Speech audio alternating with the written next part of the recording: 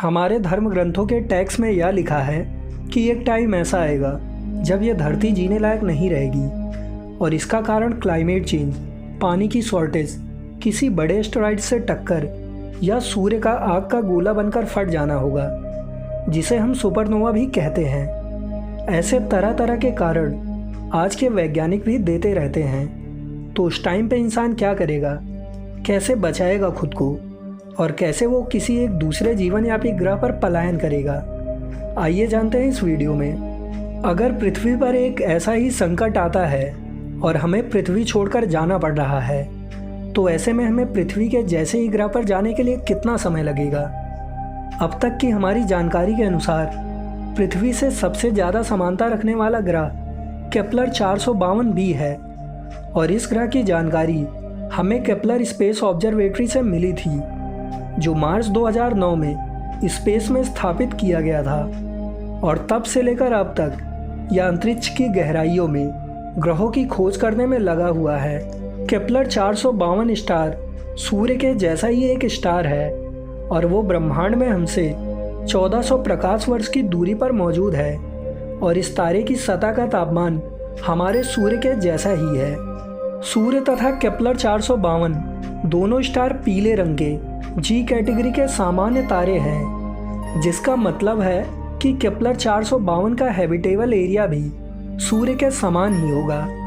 किसी स्टार का habitable area उस स्टार से इतनी दूरी पर माना जाता है जहां पर वाटर कंपाउंड्स कायम रह सके। अगर ग्रह हैबिटेबल एरिया से कम दूरी पर है, यानी अपने तारे के ज़्यादा पास है, तब वहां पानी भाप बनकर उड़ जाएगा और अगर ज़्यादा दूरी पर है तो बर्फ़ के रूप में पानी जम जाएगा। जीवन के लिए पानी सबसे ज़्यादा इम्पॉर्टेंट मटेरियल है। केपलर 452 के हैबिटेबल एरिया में केपलर 452 भी ग्रह उपस्थित है। यह सेम अर्थ की पोजीशन की तरह ही केपलर 452 तारे की परिक्रमा कर रहा है।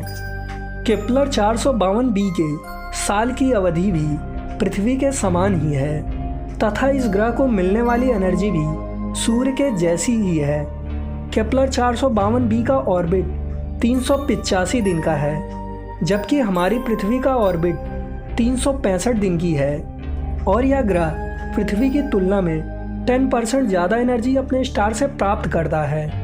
एस्ट्रोफिजिसिस्ट इस ग्रह की डेंसिटी को एग्जैक्ट कैलकुलेट नहीं कर पाए हैं, लेकिन साइंटिफिक अनुमान के मुताबिक यह ग्रह पृथ्वी से 5 गुना ज़्यादा मास रखता है और लगभग 60% ज़्यादा बड़ा है और यह ग्रह पृथ्वी के जैसा ही पथरीला चट्टानी पाया गया है। साइंटिस्ट के अनुमान से इस ग्रह पर ग्रेविटी पृथ्वी से दोगुनी होगी। इससे हमें थोड़ी कठिनाई अवश्य होगी, लेकिन ये ग्रह इंसान के जीवित रह सकने की सबसे ज़्यादा खासियत रखता है।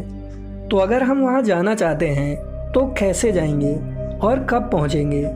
तो सबसे पहले हमें ये जानना होगा कि एक प्रकाश वर्ष का अर्थ होता है एक वर्ष में प्रकाश द्वारा तय की गई दूरी। प्रकाश एक सेकंड में लगभग 3 लाख किलोमीटर या फिर एक वर्ष में 95 खरब किलोमीटर यानी 9.5 ट्रिलियन किलोमीटर की दूरी तय करता है। 1400 प्रकाश वर्ष का अर्थ होगा 1,33,000 खरब किलोमीटर। यदि हम अपने सबसे तेज रफ्तार वाले स्पेसशिप न्यू हॉरिजॉन्स की गति को देखें तो वह लगभग 50,000 किलोमीटर प्रति घंटा से चल रहा है। इस गति से हमें केपलर 452b तक पहुंचने में 2.6 करोड़ वर्ष लग जाएंगे। मतलब इस गति से केपलर 452b तक कोई भी जीवित नहीं पहुंच पाएगा। कहा जाता है इंसान का जन्म आज से 2 लाख साल पहले हुआ था और इंसान ने अपने बर्थ प्लेस अफ्रीका को लगभग 1,30,000 साल पहले छोड़ा था। कंपैरिजन में ये टाइम भी केपलर 452b की यात्रा में लगने वाले टाइम यानी 2.6 करोड़ वर्ष के पास भी नहीं है। यही नहीं, अगर हम बेहतर तकनीक विकसित कर लें तब भी यह यात्रा इतनी आसान नहीं होगी। यदि हम प्रकाश गति से यात्रा करें तब भी हमें केपलर 452b तक पहुंचने में 1400 वर्ष लग जाएंगे। इसका अर्थ यह होगा कि यदि हम आज यात्रा प्रारंभ करें तो तो धरती के हिसाब से सन 3420 में इस ग्रह तक पहुंच पाएंगे। लेकिन प्रकाश गति से यात्रा करने में टाइम डायलेशन की भी इम्पोर्टेंस होगी। फिर भी इस यात्रा में यान में शामिल व्यक्तियों को यह यात्रा लगभग 100 साल की लगेगी। लेकिन यान के बाहर समस्त ब्रह्मांड के लिए यह टाइम 1400 साल का होगा। इस यात्रा की समाप्ति पर यात्रियों को यूनिवर्स डिफरेंट लगेगा और क्या पता 1400 सालों में पृथ्वी गायब हो चुकी हो। लेकिन हम कुछ अन्य निकट के ग्रहों तक भी जा सकते हैं। उदाहरण के लिए अल्फा सेंचुरी बी ग्रह पृथ्वी के सबसे निकट वाले सोलर सिस्टम का एक ग्रह है। यह ग्रह अल्फा सेंचुरी बी तारे की परिक्रमा करता है और यह ग्रह हमसे 4.37 प्रकाश वर्ष की दूरी पर है। इस ग्रह पर प्रकाश गति से जाने पर 4 वर्ष से अधिक टाइम लगेगा। बट साइंटिस्ट के अनुमान से यह ग्रह अपने सूर्य के बहुत पास परिक्रमा करता है। इसका एक साल केवल 3 दिन 5 घंटे का है, जिससे यह ग्रह बहुत गर्म हो सकता है। तो ज़रूरी नहीं है कि उस पर हम रह सके। तो अभी के लिए हमारे पास जीवन योग्य एक ही ग्रह है, अर्थ।